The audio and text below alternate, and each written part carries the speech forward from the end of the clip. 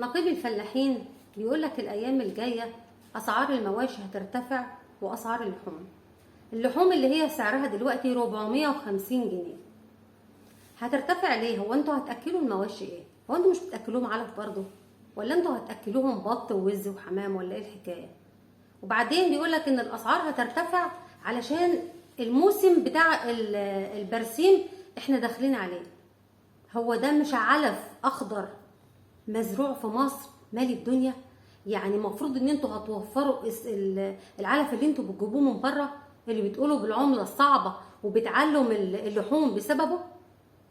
هو انا عايز اسالك سؤال، هو انت نقيب الفلاحين ولا انت بتطلع بتشتغل ايه بالظبط؟ يعني انا اعرف ان اللحوم اللي مسؤول عنها رئيس شعبة القصابين، هو اللي دايما بيطلع بيتكلم على اسعار اللحوم والمواشي.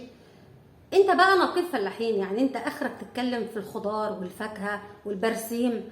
وبعدين واحنا طول عمرنا نسمع ان موسم البرسيم ده بتبقى اللحوم فيه ارخص والالبان بتكون ارخص، لان ده من اهم العلف، ده اهم حاجه البرسيم في الوقت ده، هو ده اللي بيتعمل فيه الموسم ده اللي بيتعمل فيه القشطه والزبده والحاجات اللي زي كده.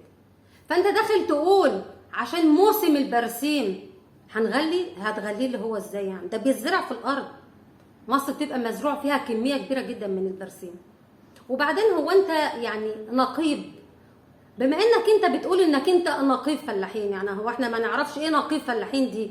كل شويه تطلع لنا بكلام جديد، عمال تطلع لنا على التلفزيون في القناه دي والقناه دي والمداخله دي، وكل يوم والتاني اسعار كذا هتغلى، اسعار كذا وتاني يوم نلاقي اسعار عد. هو انت ما تسلط علينا يا عم؟